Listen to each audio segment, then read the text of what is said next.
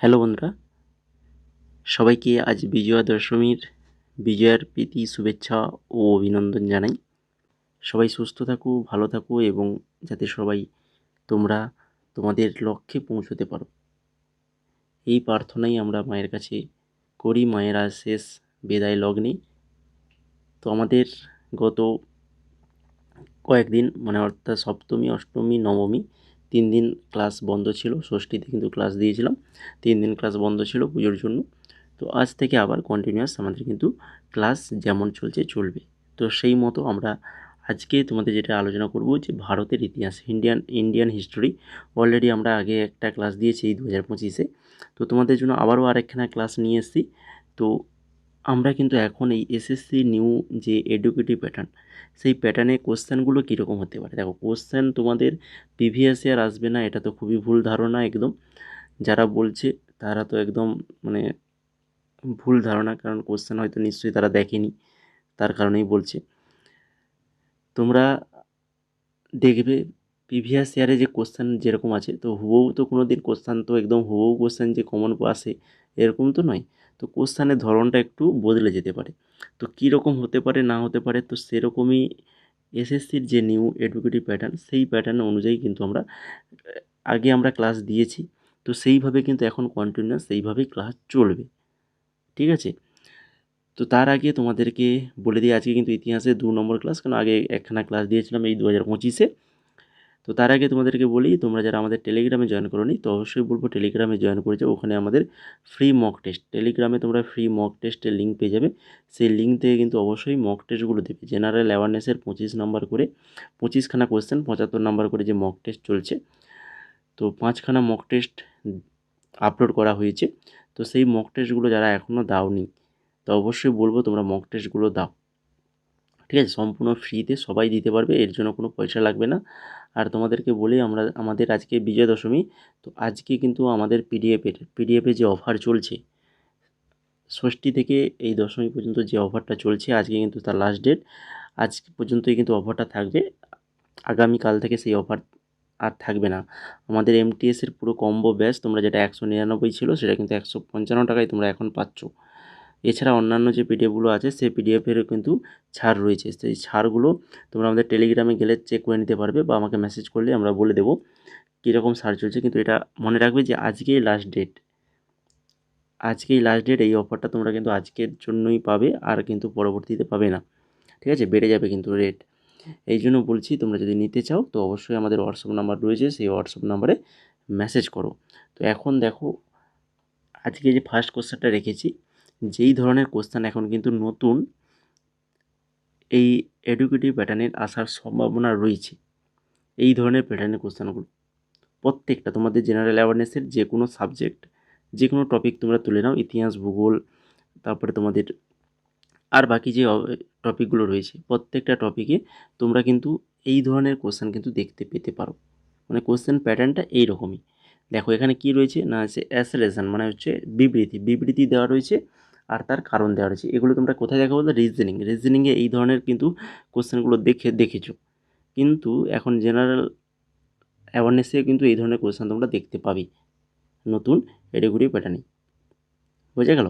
তো ফার্স্ট যেটা দেখো কী দাঁড়াচ্ছে, বিবৃতি কী দাঁড়াচ্ছে না, হরপ্পায় বৃত্তাকার ইটের প্ল্যাটফর্মগুলো ধর্মীয় অনুষ্ঠানে ব্যবহৃত হতো। বল, হরপ্পা সম্পর্কে কি তোমরা পড়োনি? আগে পড়েছো, প্রিভিয়াস ইয়ারে কোশ্চেন এসছে। তো দেখো সেখান থেকে তোমাদেরকে এগুলো দেখতে হবে। তার কারণটা কী দেওয়া হচ্ছে না, এই প্ল্যাটফর্মগুলোতে গম ও জব শস্য পাওয়া গেছে। তো এখানে আমাদের কি বলছে না, এ এবং আর উভয়ই ভুল, না এ এবং আর উভয়ই সঠিক, এবং আর হলো এ এর ব্যাখ্যা। এ এবং আর উভয়ই সঠিক, কিন্তু আর এর ব্যাখ্যা নয়। আর কি দেওয়া আছে, এ ভুল কিন্তু আর সঠিক। বলো এখানে কোনটা অ্যান্সার হবে। দেখো প্রথমে দেখো অপশান যেটা রয়েছে, এতে দেখো হরপ্পার বৃত্তাকার ইটের প্ল্যাটফর্মগুলো ধর্মীয় অনুষ্ঠানে ব্যবহৃত। বৃত্তাকার যে ইটের প্ল্যাটফর্মগুলো, এগুলো কি ধর্মীয় অনুষ্ঠানে ব্যবহৃত হতো? নিশ্চয়ই না। তাহলে এ ভুল। তাহলে এ ভুল। আরটা আমরা চেক করি, এই প্ল্যাটফর্মগুলো গম ও জবের শস্য পাওয়া গেছে, তো অবশ্যই সঠিক, শস্য পাওয়া গেছে। তাহলে এটা ভুল হচ্ছে, আরটা ঠিক হচ্ছে। তার মানে এ ভুল আর ঠিক, অর্থাৎ অপশান নাম্বার ডি হয়ে যাবে আমাদের সঠিক আনসার। বুঝে গেল। এখান থেকে তারও একটু নোটসটা দেখে নাও। হরপ্পার শস্যাগারে বৃত্তাকার ইটের প্ল্যাটফর্মের সারি ছিল, যা শস্য পিষে নেওয়ার জন্য ব্যবহার করা হতো। বোঝা গেল? তো এই প্ল্যাটফর্মগুলো শস্য শুকানো এবং সংরক্ষণের সুবিধার্থে ব্যবহার করা হতো, যা তাদের সংরক্ষণ নিশ্চিত করত। তো এই ধরনের কোশ্চেন কিন্তু বারবার বলছি যে এই ধরনের কোশ্চেন কিন্তু তোমরা এখন তোমাদের এমটিএসের এক্সামে দেখতে পেতে পারো। ওই ধরনের কোশ্চেনগুলো বেশি পরিমাণে দেখতে পেতে পারো, যেগুলো কিন্তু আগে এই ধরনের ছিল না। বুঝে গেল? 2 নম্বর কোশ্চেনটা দেখো, সিপাহীদের মধ্যে ক্ষোভ সৃষ্টিতে অবদান রাখা কারণগুলির মধ্যে কোনটি ভুল? সিপাহীদের মধ্যে ক্ষোভ সৃষ্টিতে অবদান রাখা কারণগুলির মধ্যে কোনটা ভুল? ভুলটা খুঁজতে হবে। তো ভুল কোনটা? না, এখানে অপশান নাম্বার এ যেটা রয়েছে সেটা হচ্ছে ভুল। সিপাহীদের জাতি চিহ্ন ধারণ ও নিজস্ব জাতি রীতিনীতি পালন করতে বাধ্য করা। তো এই কথাটা কিন্তু ভুল, আর ওটাই আমাদের সঠিক অ্যান্সার। তাহলে আমাদের সঠিকগুলো কিন্তু অবশ্যই আমাদের জানা দরকার, তাই কি না? সিপাহীদের মধ্যে ক্ষোভ সৃষ্টির অবদান রাখার কারণ যেগুলো রয়েছে সেগুলো আমাদের অবশ্যই জানা দরকার। সেগুলো কী কী? না, খ্রিস্ট ধর্মে জোরপূর্বক ধর্মান্তর, প্রতিটি নতুন সৈন্যকে বিদেশে সেবা দেওয়ার অঙ্গীকার করতে বাধ্য করা, আর সরকারি খরচে ধর্মযাজকদের রক্ষণাবেক্ষণ ও সিপাহীদের মধ্যে খ্রিস্টীয় প্রচারের প্রসার। এগুলো কিন্তু কারণ, এইগুলো তোমাদেরকে ভালো করে মনে রাখতে হবে। এছাড়া সিপাহী বিদ্রোহ দেখো 1857 সালে 10ই মে মিরাটে, বর্তমান উত্তরপ্রদেশ, ভারতীয় বিদ্রোহ শুরু হয় এবং 1858 সালে 20 June British east India company চাকরিতে ভারতীয় সৈন্য অর্থাৎ সিপাহী দ্বারা গোয়ালিয়রে শেষ হয়। সিপাহী বিদ্রোহের সময় লর্ড ক্যানিং ভারতের গভর্নর জেনারেল ছিলেন। তাহলে সিপাহী বিদ্রোহের সময় ভারতের গভর্নর জেনারেল কে ছিলেন? লর্ড ক্যানিং।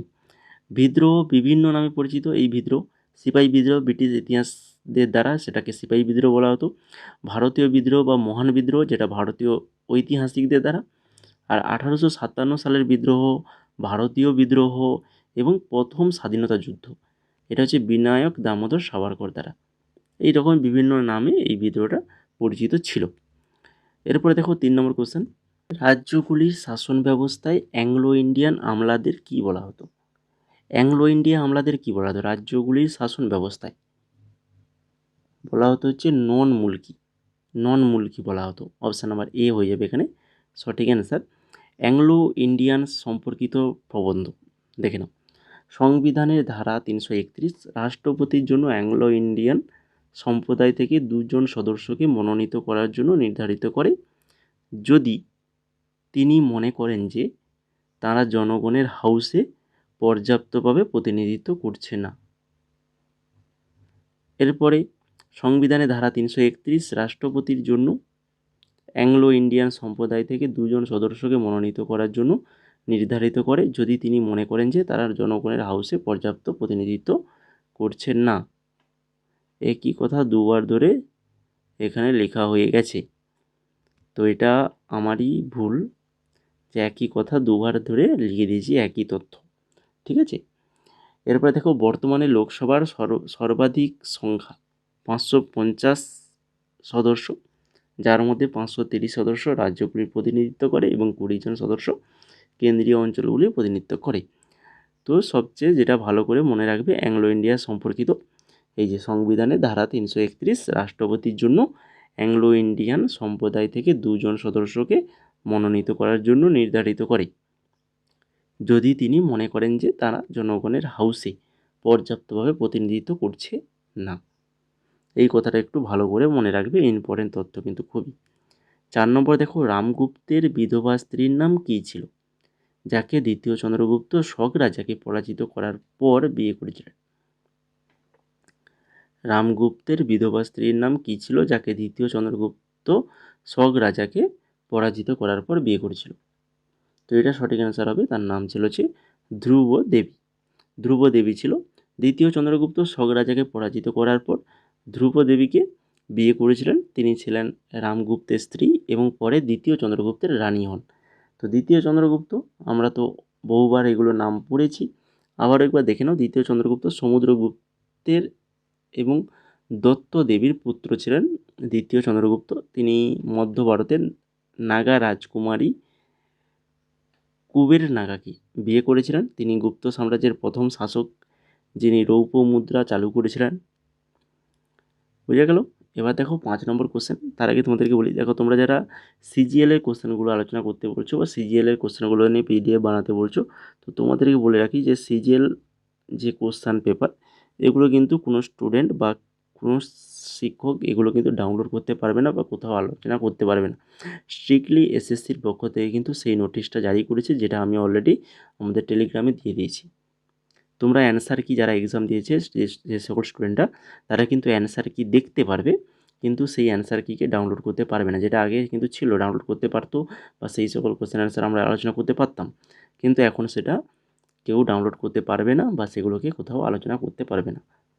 বুঝে গেল? একদম স্ট্রিক্টলি নোটিশ রয়েছে।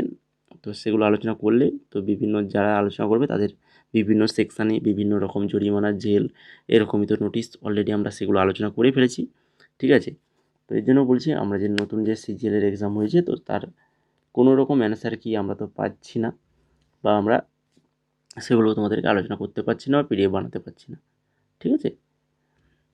তো দেখো যেইগুলো রয়েছে, যেইগুলো আমাদের কাছে যা কিছু রয়েছে, সেগুলো নিয়েই আমি তোমাদেরকে যতটা সম্ভব সেই ধরনের কোশ্চেন অ্যান্সারগুলো কিন্তু আলোচনা করে দেওয়ার চেষ্টা করব এক্সামের আগে পর্যন্ত। তোমাদের এক্সাম কিন্তু অনেকটাই লেট হবে, সেটা বোঝাই যাচ্ছে এদের নোটিফিকেশান দেখে। তো যতই লেট হোক তোমরা তোমাদের পড়াটা চালিয়ে যাও। এক্সাম যবে হবে তবে হবে, তখন দেখা যাবে। তো তোমাদের পড়াটা তোমাদেরকে রেগুলার করে যেতে হবে। বুঝে গেল? তো 5 নম্বর কোশ্চেন দেখো, অশোক ধর্ম প্রচারের জন্য যেসব বিশেষ কর্মকর্তা নিয়োগ করেছিলেন তাদের বলা হতো। তাদের কি বলা হতো? অশোক ধর্ম প্রচারের জন্য যেসব যে বিশেষ কর্মকর্তা নিয়োগ করেছিলেন, তো তাদেরকে বলা হতো ধর্ম মহামত্ত। ধর্ম মহামত্ত বলা হতো। মহান অশোক বিচার বিভাগীয় ক্ষমতা সম্পন্ন রাজুক নামে পরিচিত কর্মকর্তাদের একটা শ্রেণী নিয়োগ করেছিলেন।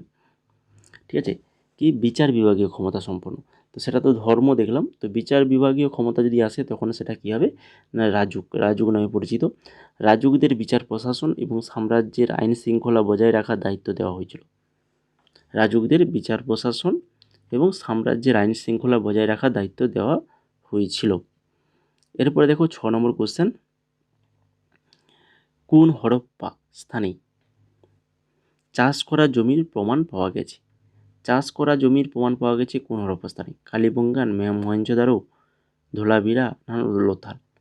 তো অবশ্যই সঠিক অ্যান্সার হবে অপশান নাম্বার 1, কালীবঙ্গান। কালীবঙ্গানে কিন্তু চাষ করা জমির প্রমাণ পাওয়া গেছে। তো কালীবঙ্গান সম্পর্কে আমরা এখানে অপশানে যতগুলো রয়েছে, মানে হরপ্পা যে স্থানগুলো রয়েছে, চারখানা স্থান সম্পর্কে পুরো একদম ভালোভাবে পড়ে নেব, যেগুলো জানা দরকার অবশ্যই। কালীবঙ্গান এটি হচ্ছে রাজস্থানের হনুমানগড় জেলার সুরাটগড় ও হনুমানগড়ের মধ্যবর্তী পিলিবাঙ্গানে অবস্থিত। কালীবঙ্গান স্থানটি 1953 সালে ইটালীয় ভারতবিদ লুইগি পিও টেসেরি আবিষ্কার করেছিলেন। এটি মাটির পাত্র এবং কালো চূড়ার জন্য বিখ্যাত। খননকালে সেখানে শিলালিপি, ভাস্কর্য, মাটির পাত্র, মুদ্রা ও সিল পাওয়া গেছে। আর কালীবঙ্গে খনন কাজ শুরু করেছিলেন কে না, বিবি লাল এবং বি.কে থাপার 1960 সালে। তো এগুলো কালীবঙ্গান সম্পর্কে এই তথ্যগুলো অবশ্যই তোমাদেরকে জেনে রাখতে হবে। মহেঞ্জোদারো দেখো, মহেঞ্জোদারো হলো এটি সিন্ধু নদীর ডান তীরে অবস্থিত, যেটা এক্সামে বারবার আসে। মহেঞ্জোদারো সিন্ধু নদীর ডান তীরে অবস্থিত। ধোলাভিরা হচ্ছে গুজরাটের একটি হরপ্পার স্থান। একটি অনন্য জল ব্যবহার করার ব্যবস্থা এবং এর ঝড়ের জল নিষ্কাশন ব্যবস্থা হলো ধোলাভিরার প্রধান প্রত্নতাত্ত্বিক আবিষ্কার। তারপর হচ্ছে লোথাল হচ্ছে সিন্ধু সভ্যতার শহর। লোথাল ভারতের গুজরাট রাজ্যে অবস্থিত। লোথাল ছিল প্রাচীন সিন্ধু সভ্যতার দক্ষিণে অন্যতম শহর। লোথাল সৌরাষ্ট্র অঞ্চলে সবরমতী নদী এবং এর উপনদী ভোগবোর মধ্যে অবস্থিত। তো চারখানা স্থান ছিল হরপ্পার, তো সেইগুলো আমরা আলোচনা করে ফেললাম এখানে। তারপরে দেখো 7 নম্বর কোশ্চেন, প্রায় 5000 বছর আগে থর মরুভূমি অঞ্চলে কোন প্রাচীন সভ্যতা বিকশিত হয়েছিল? থর মরুভূমি অঞ্চলে 5000 বছর আগে যে প্রাচীন সভ্যতা বিকশিত হয়েছিল, তো সেটা হচ্ছে সিন্ধু উপত্যকা সভ্যতা। সিন্ধু উপত্যকা সভ্যতা, অপশান নাম্বার ডি সঠিক অ্যান্সার। থর মরুভূমি হচ্ছে গ্রেট ইন্ডিয়ান ডেসার্ট হিসাবে পরিচিত। এটি আরাবল্লী পাহাড়ের উত্তর পশ্চিমে অবস্থিত, এটি পশ্চিম রাজস্থানে অবস্থিত এবং পাকিস্তানের সংলগ্ন অংশে প্রসারিত। লুনি নদী থর মরুভূমিকে দুভাগে অর্থাৎ মরুস্থলী এবং বাগরে ভাগ করেছেন। লুনি নদী থর মরুভূমিকে দুটি ভাগে ভাগ করেছেন। মরুস্থলী পূর্ব অংশটি পাথুরে এবং এর পশ্চিম অংশটি বালির টিলা দ্বারা আচ্ছাদিত। থর মরুভূমিতে স্থানান্তরিত বালির টিলা স্থানীয়ভাবে ধ্রিয়ান নামে পরিচিত, যেটা কিন্তু বারবার এক্সামে আসে। অবশ্যই তোমাদেরকে এটা ভালো করে মনে রাখতে হবে। থর মরুভূমিতে স্থানীয় বালির টিলা স্থানীয়ভাবে কী নামে পরিচিত না ধ্রিয়ান নামে পরিচিত। এরপর দেখো 8 নম্বর কোশ্চেন, কৃষির উন্নয়নের জন্য মোহাম্মদ বিন তুগলক যে নতুন বিভাগ চালু করেছিল তার নাম কি? কৃষির উন্নয়নের জন্য মোহাম্মদ বিন তুগলক যে নতুন বিভাগ চালু করেছিল তার নাম হচ্ছে কি? হচ্ছে দেওয়ানি কোহি। দেওয়ানি কোহি ছিল কৃষি বিভাগ যা মোহাম্মদ বিন তুগলক প্রবর্তন করেছিলেন। এই বিভাগ সাম্রাজ্যের কৃষি উন্নয়ন ও ব্যবস্থাপনার জন্য দায়ী ছিল। মোহাম্মদ বিন তুগলক কৃষি উৎপাদনে বৃদ্ধি এবং খাদ্য নিরাপত্তা নিশ্চিত করার জন্য দেওয়ানি কোহি প্রতিষ্ঠা করেছিলেন। এরপরে পরবর্তী কোশ্চেন 9 নম্বর কোশ্চেনে যাওয়ার আগে তোমাদেরকে বলে রাখি, তোমরা যারা এখনও ক্লাসটাকে লাইক করোনি বা চ্যানেলটাকে সাবস্ক্রাইব করোনি তো অবশ্যই ওটা আগে করে ফেলো। তারপরে শুনে নাও যেটা আমরা বলেছি এমটিএসের যে নোটস আমাদের স্টাডি ম্যাটেরিয়াল 2025-এর জন্য তোমরা আমাদের কাছ থেকে পাবে, যেটা এখন আজকের শেষ অফার চলছে 155 টাকায়। পরবর্তীতে মানে আগামীকাল থেকে এটা 199 হয়ে যাবে।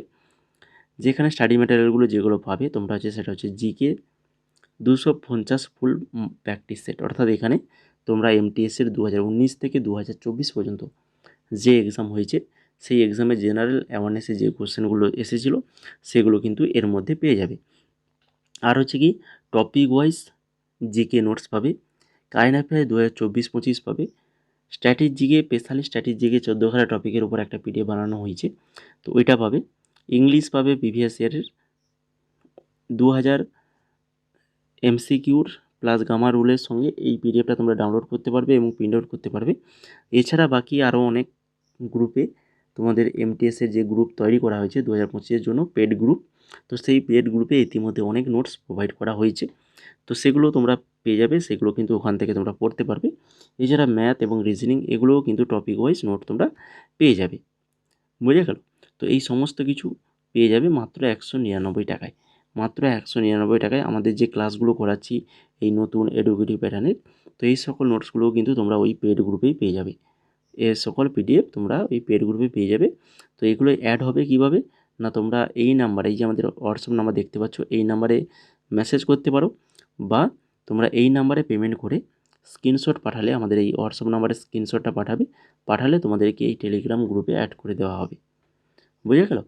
তো দেখো আজকে লাস্ট অফার রয়েছে, আগামীকাল থেকে আজকে বিজয়া দশমীর পর থেকে কিন্তু ওটা কিন্তু 199 হয়ে যাবে। এখন অফার চলছে, সমস্ত পিডিএফের উপর অফার চলছে, শুধুমাত্র যে এটা নয় সকল পিডিএফের উপর অফার চলছে। তোমরা যে কোনো পিডিএফ নিতে পারো, তার মধ্যে বিশেষ ছাড় রয়েছে।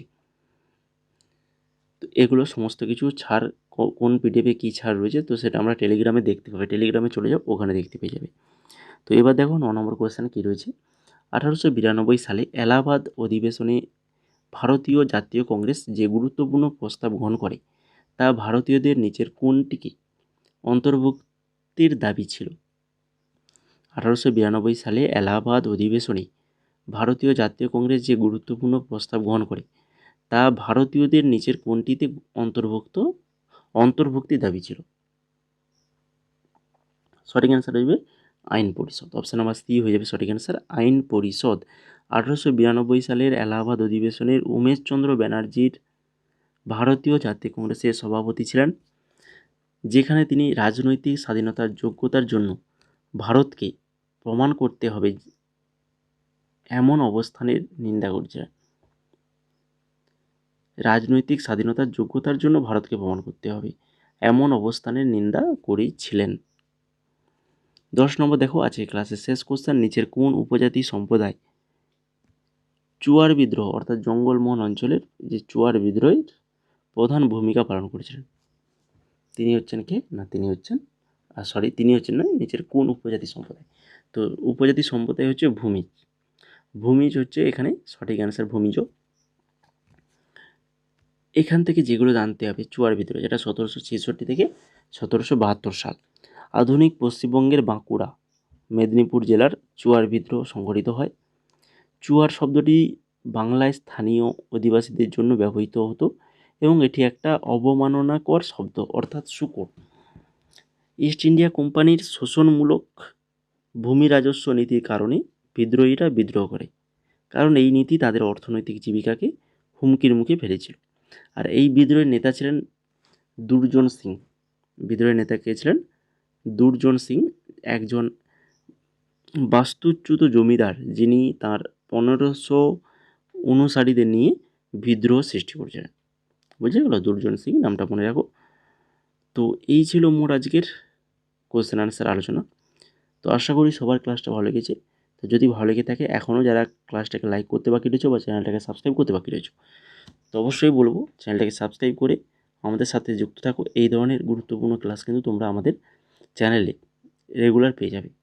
এছাড়া আমাদের WBSSC অর্থাৎ গ্রুপ CD, WBSSC মানে আমাদের স্কুল সার্ভিস কমিশনের গ্রুপ CD এক্সামের জন্য ক্লাস চলছে, জিকে ক্লাস, সেগুলো ক্লাস তোমরা দেখতে পাবে। আমাদের চ্যানেলে চলে যাও, ওখানে তোমরা প্লেলিস্ট বানানো রয়েছে, সেখান থেকে দেখে নিতে পারবে। আর বর্তমানে আমাদের যে পিডিএফগুলো অ্যাভেলেবল রয়েছে স্ক্রিনে দেখতে পাচ্ছ, স্টেনো 2025, যেটা এসএসসির নিউ এডুকেটিভ প্যাটার্নের এক্সামটা হয়েছিল, যার জিকে এবং ইংলিশ টপিক ওয়াইজ পিডিএফ কিন্তু আমাদের কাছে অ্যাভেলেবল রয়েছে। তোমরা যদি নিতে চাও তাহলে কিন্তু মেসেজ করো। এখন অফার চলছে, আজকে খুবই কম দামে এই পিডিএফ তোমরা পেয়ে যাবে। একদম টপিক ওয়াইজ জেনারেল অ্যাওয়ারনেস এবং ইংলিশ দুটোর পিডিএফ অ্যাভেলেবল রয়েছে। যে পিডিএফগুলো তোমরা দেখে বুঝতে পারবে যে এক্সামের কোশ্চেনগুলো কীরকম আসতে পারে, তাই না? নতুন এডুকেটে কীভাবে করতে পারে তার একটা তোমাদের ধারণা চলে আসবে। আর CHSL এর পিডিএফও অ্যাভেলেবল রয়েছে, CHSL জিকে। আর এই যে আমরা বলছি, তোমরা যদি আমাদের ওয়েস্ট বেঙ্গলের যে কোনো এক্সাম জন্য প্রিপারেশান নিচ্ছ, সেটা হতে পারে WBPSC বা WBP KP বা WBSSCর গ্রুপ CD, তো সকল এক্সামের জন্য আমাদের যে এই জিকের ই বুক, যেটা অধ্যায় ভিত্তিক ই বুক রয়েছে, এটা কিন্তু তোমাদের খুবই হেল্পফুল হবে। কেননা এর মধ্যে আমরা 1999 থেকে 2025, ভাবতে পারছো 1999 থেকে 2025 পর্যন্ত যে এক্সাম হয়েছে আমাদের ওয়েস্ট বেঙ্গলে, তার কিন্তু বিগত বছরের কোশ্চেন অ্যান্সারগুলো এর মধ্যে রয়েছে এবং তার সঙ্গে সম্ভাব্য প্রশ্নোত্তর রয়েছে। আর প্রত্যেকটা কোশ্চেন অ্যান্সার এখানে ব্যাখ্যা করে আলোচনা করা রয়েছে। মোট তোমরা এখানে 8200+ প্রশ্ন উত্তর পেয়ে যাবে উইথ এক্সট্রা ডিটেলস। বোঝা গেল? বিজ্ঞান, ইতিহাস, ভূগোল, ভারতের সংবিধান, স্ট্র্যাটেজিকে, কম্পিউটার, অর্থনৈতিক, কারেন্ট অ্যাফেয়ার্স 2024-25, তো সমস্ত কিছু পেয়ে যাবে। কত টাকায়? মাত্র 100 ভাবছো? একদম না, 49 টাকায়, মাত্র 49 টাকায় এই পিডিএফটা পেয়ে যাবে। বুঝে গেল? তো তার জন্য তোমাদের কী করতে হবে, আমাদের এই যে হোয়াটসঅ্যাপ নাম্বার রয়েছে, এই হোয়াটসঅ্যাপ নাম্বারে মেসেজ করতে পারো বা এখানে তোমরা পেমেন্ট করে স্ক্রিনশটটা পাঠিয়ে দিতে পারো। তারপরে তোমাদেরকে আমাদের ওই যে পেড গ্রুপ রয়েছে, ওই গ্রুপে অ্যাড করে দেবো, ওখান থেকে তোমরা পিডিএফগুলো নিয়ে নিতে পারবে, কালেক্ট করে নিতে পারবে। বুঝে গেল? তো দেখো, যদি নিতে চাও তাহলে অবশ্যই হোয়াটসঅ্যাপ নাম্বার রয়েছে, এই নাম্বারে মেসেজ করো।